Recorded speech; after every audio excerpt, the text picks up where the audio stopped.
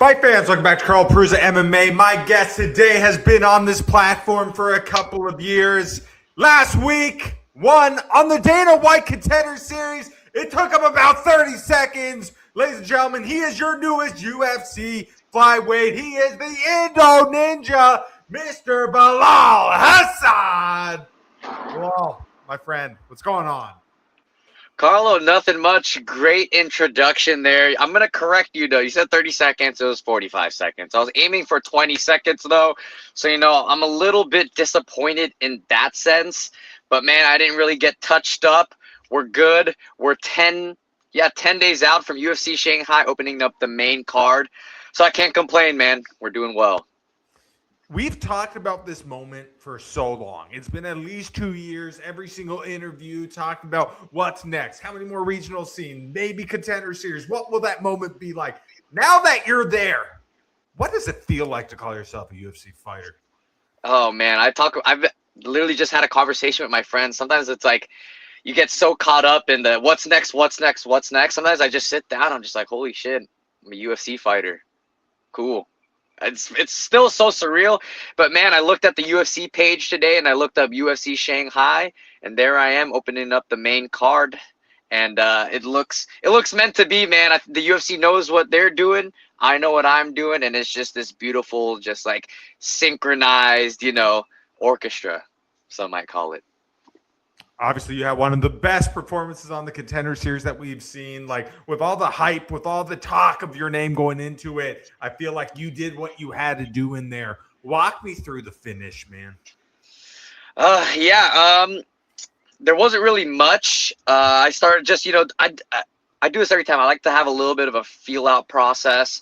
He hit me with a good calf kick right when I switched orthodox. Like, that's one thing that I love. Like, I take pride in with my style. I can hit from both stances. So I knew when I switched orthodox and he threw that calf kick, I'm actually kind of glad it landed pretty good because he gained confidence from it. So I remember I switched to southpaw, threw a couple feints. I went back to orthodox. I knew he was going to throw, but I gave him a little bit of space, and then I hit him with a solid low kick. And I knew, I was like, okay, it's just like a typical ego battle. I hit you with like something good, you're going to try to hit me back with the same thing. So I knew once I hit him with a good one, he would try to return, and then I knew that was going to happen. I just bit down, and I just sent the right hand, and beautiful. I was actually talking to my coach. Shout out to Coach Charlie and Coach Ryan Diaz now in my corner. He's going to be cornering me in Shanghai. I almost could have done a walk-off. Like he was out after that first punch. So, but then again, like the last thing I want to do is like he gets back up, and then now we're still fighting. I wanted to put a stamp and make sure I finished him. And so, yeah, man, a lot of experience. Even though it was just 45 seconds, I gained a lot of experience from that. What was that moment like after it all, after talking to Dana, being able to finally meet up with your team and talk collectively? What was that like? It was still pretty surreal. I was actually talking to my coach today. Like, I remember when I walked into that cage, I thought I'd be more, I'd be looking around more because I knew Dana would be watching, Hunter would be there. But, like, literally right when I stepped in, it was just like any other fight. I couldn't really see out into the crowd. The lights were on me. And, it just felt like I was back in my element. But I remember right after I knocked him out, I looked around and asked my coach, I'm like, where's Dana? And he pointed me over there. And then I found him. And then I hit the moonwalk. And then everything was just perfect after that. What did Demetrius Johnson have to say to you after the fight? What's funny? He's the first person I called, and it was pretty cool. He was just like, "Hey, man, like, enjoy the moment. This is it. This is where your life changes." But he's like, "Be ready, because they're gonna get you active." And sure enough, my coach Ryan Diaz, he talked to I believe Mick or Hunter, and they were like, "Hey, we want to put this guy in Shanghai." And so right away, I just said yes. This is what we're doing. This is what we're here to do. We got the contract, came out healthy, alhamdulillah, thank God, and here we are. Let's go. Obviously that knockout was absolutely sick, but the dance moves, we saw the moonwalk in there. When you heard the music, did that make you pretty hyped? Dude, that made me insanely hyped. I was like, damn, let me perform in this cage for like 5-10 more minutes, man. That was even more hype than the whole finish itself, because I kind of knew. I was like, one, I had a lot of pressure. I was the biggest favorite on Dana White's Contender Series, but I knew that's what I had to do, and I knew that was going to happen. But I didn't expect right when I got my hand raised for them to put on Billie Jean. Shout out, I forgot the DJ's name, but shout out to him who did the perfect moment. I didn't get the introduction. I didn't get the walk into the cage, but the walk off music, man, I can't. It was beautiful. It was meant to be. So the last time we talked before the fight, we discussed not having this walkout music, and you had mentioned you thought about having the corner sing the song. What happened? Did we just forego the plan? No, Carlos. So you wanted us to shout out to my boy, Great Ebony Eddie. Same thing. We were just talking. The whole week we've just kind of been reflecting on what kind of happened, but during the moment he was so nervous. Like this guy was. Like, even in the back, he was telling me, he's like, dude, I couldn't make eye contact with you. Like, and this is my boy. This is the first time he's ever cornered me as well. But this is my best friend. Shout out to the great Ebony Eddie Kuthong. Me and him, we started in my garage, like, learning from YouTube videos. We fight each other, fight our friends. That's how we started, but he's never been in my corner. And for the first time he's ever in my corner, he's in my technically UFC debut, like my ticket into the UFC. So this is his first time, just like with all the lights, the cameras, and just he didn't know what to do. I like seeing how nervous he was actually made me very, very calm, because I was like, I'm the one fighting, and this guy's way more nervous than me, and so it actually brought a good amount of calmness within me. But yeah, he was way too nervous to like say anything or sing anything. So I was just like, you know what, that's fine. But also, funny enough, the walk out, it was so close. The distance from when I pushed open the doors to the cage, it was like 10 seconds. So there wouldn't have been much anyways. Absolutely. Obviously, man, one of the biggest moments of your career here, finally get in the UFC. Have you been doing a lot of reflecting over the last week on the journey? Yeah, I've needed to, man. It's been a lot, like not like the day after the fight. And then, what's funny is that literally right after the fight, I was like, I'm not going to get on my phone. My phone's blowing up way too much. But then the UFC, man, they know how to run a business. They're like, you get on your phone right now. You accept all these collaborations. You do this, that, because like the hype is now. We got to build you up now. And so like I said, they know what they're doing. I'm going to do my job. But yeah, man, it's been a lot of reflecting, just like a constant reminder, like, hey, we were meant to be in this position. We manifested this moment, and try not to cut off that momentum, man. The momentum's here, and just being able to ride that momentum. So the momentum's going to look to continue to burn over in China next weekend.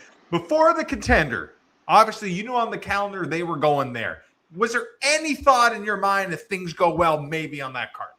No, I actually had my eyes on Edmonton, October 17th.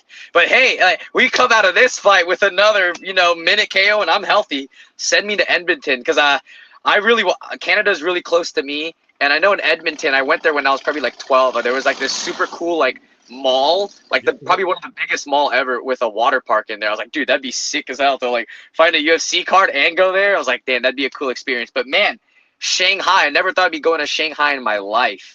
So this is a surreal experience. I can't wait for it. So where were you when you got the phone call that, hey, you want to fight in China? It was right after I went back from the Apex straight to the hotel. I get to the hotel, Coach Ryan Diaz, he's like, hey man, I just talked with Make and Honor. They want to send you to China, Shanghai. I was like, yeah, let's do it. Yeah, right away. I was ready. What's next? Absolutely, man. Obviously, you get to go fight in Asia. Obviously, maybe one day Indonesia. Mixed martial arts has blown up all over the world, man. Obviously, the UFC goes to Asia a few times a year now, man. Talk about the love of that sport and that fan base over there. Man, I mean, most of martial arts have originated in Asia, So, like, I think it's very smart with the UFC, what they're doing. And it just gives more spotlight to us Asian fighters. Like, look at the flyweight division, a bunch of amazing Asian fighters. You're seeing it all over, man. And so I think, the UFC knows what they're doing, and I think now is more of a time, especially like the Asian Americans, like to get into the sport, because they're shining a lot more light on us. So are you happy that this time around your Michael Jackson's going to be playing in Asia? Oh, man, Carl, I don't know if you know, but I am fighting on Michael Jackson's birthday. Dude, This is some shit out of a prophecy, dude. August 29th. Michael Jackson's birthday. Look it up. It's crazy, because I remember they told me this was during the press conference right after I fought, and they were like, yeah, August 29th is Michael Jackson's birthday. I was like, oh, I didn't know. And all of a sudden I get approached with, hey, Shanghai, August 29th. And I'm like, wait a second. No way. This is meant to be. So, hey, man, pretty cool. Absolutely. So you're getting ready to take on Nilson Rojas when you get over there. Overall, what do you think of him as an opponent? He's tough. You know, he's got the same record as me. But I think he knows the momentum that I'm on. And, of course, like, he knows, like, it's not a big risk for him, you know? It's like, it's kind of like he could go out there and lose. He was meant to lose. Or he goes out there and wins and he reaps all the benefits of everything that I've worked for. But, you know, stylistically, man, he's more of a boxer and he's shorter, so he's got to get to me. And so I think that's, again, it's the perfect recipe and the perfect canvas for me to paint my art on and to have another highlight. And so if I go out there and I do what I did, like I did on the Contender Series, man, Hunter Campbell, Dana White, Sean Shelby, that's a 100K bonus right there. And I know it's a performance. The UFC knows what they're doing. They put me in front of guys that have 3+ fights in the UFC. I'm just getting off my Contenders fight. I have all this hype around me. I'm fighting on Michael Jackson's birthday. They know the walkout's going to be sick. They know there's going to be a highlight. And, you know, I'm going to be sick on the mic. So I'm calling it right now. 100K bonus. Let's go. Throughout your career, we've seen amazing performances. I mean, you've had some of the greatest performances on the regional scene, big spinning wheel kicks, devastating KOs. That one on the Contender was absolutely massive. For how long have you been envisioning landing one of those in an arena with 10 to 15,000 people in it? Man, it honestly, every single day, man, it's on my mind 24/7. Like I said, I'm with Dana, man. I love those holy shit moments. I'm a casual fan at heart. And, man, I just love the sport and the entertainment factor as a whole. And so, you know, that's why I know that I'm the full package and what the UFC needs. And so, yeah, I can't wait. I can't wait to just feel the energy, man. Feel the energy of the Chinese crowd. And, yeah, I can't wait. For you, did you feel the new chapter began on the Contender Series? Or now does it really begin with you now in the UFC? Man, honestly, Carlo, it feels the same. Every fight feels the same. But yeah, that's honestly it. Every fight feels the same, but it's cool. It's more so like the social media aspect, like seeing my followers. I literally jumped 100K followers. All the media that's been put around me. It's been pretty absurd. And also, like, I went to the Performance Institute literally the day after my fight to go train, and all these UFC fighters that I look up to was like, hey man, congratulations, that was so sick. Welcome. And now I'm coworkers with these guys, man. It's such a surreal feeling.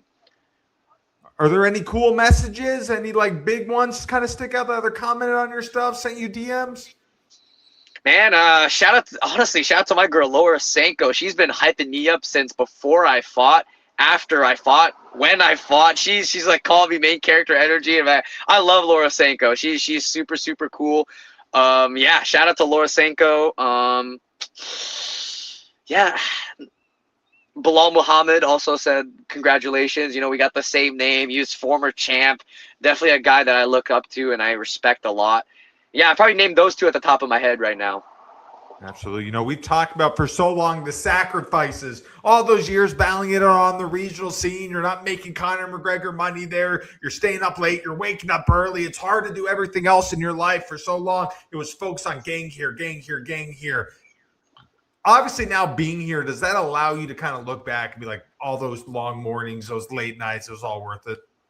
1000%, man. It's takes a lot of sacrifice, you know. Like, that's one thing people ask me. They're like, oh, should I get into MMA? Should I get this as a career? I'm like, hell no. Like, you have to truly, like, actually just love training. That's number one. You have to love, you know, developing as a martial artist and as a person, because, man, it's such a hard road. You know, nothing is guaranteed. And that's why I love fighting too. It's like literally nothing is guaranteed in there. Like, you could work your ass off and then just get slept, you know? And so you can't bank on the results of, you know, competition. You have to actually love the work that you put in. And so, yeah, man, but it's truly, truly paid off. But to be completely honest with you, Carlo, literally nothing's going to change. You know, if it ain't broke, don't fix it. I'm an undefeated fighter. And so I'm just going to, it's just more of a reason for me to continue doing what I'm doing. And yeah, I'm truly grateful and I love it. You know, that 125 division is interesting when you look at the history of it. Obviously, Demetrius Johnson was in there. Go to that division. There's no doubt about it, to the point where it almost became boring. I mean, he was beating everybody. So they had to do a reality show just to get him an opponent, beat that guy. He left the UFC. There were talks of the division depleting. And now you look at it as one of the most fun and exciting divisions in it. How pumped are you now to be able to fight all these killers? Man, I think it kind of goes back to I came in at the right time. You know, shout out to, you know, Joshua Van, Tatsuro Taira, you know, Loner Kavanaugh, all these guys, like, they're making the division great. They're making the division exciting. And so, you know, for me to get into the mix, it's only going to get even more exciting. So like we said, it's the right time, man. You know, you mentioned some great names in that division. I think the division is full of talented martial artists, but I don't think that division is too many showmen. There's not many of those guys who can pick up the mic and have the following like you do right now. Do you feel like you could be the biggest star in that division in a very quick time? Yeah, 100%, man. It's pretty cool. A good saying that I've been going by these past couple of weeks is, no one is you and that is your power. And so, you know, the less people there are like me, you know, the more for me to shine. And so, yeah, I'm just being me at the end of the day. End of the day, man. Like, I just get to be me on a bigger platform, and if that means, you know, more star power, more money, then I'm with it, man. You know, it's really interesting. Every different fighter has their own way to describe of what they do in the cage. For you, you call yourself an artist. You have this canvas, and as you fight, you paint it. Explain that theory. Explain what you mean by that. Man, I think I almost like explained it to my boy, kind of like an NFT, you know, like, this is something that we have created and no one can take away from us, you know, like, we have done this, like no amount of money can ever, like, sometimes I even forget that I get paid doing this, man. Like, I created that. That is my piece of art, and no one can ever take that away from me. That 45-second, you know, highlight, I've watched that back, you know, countless of times. That in itself is worth more than anything, like, no amount of money, you know. So, like, yeah, it's just it's a piece of artwork that's just timeless, you know, and it showcases the amount of hard work and sacrifice that I've truly put into this sport.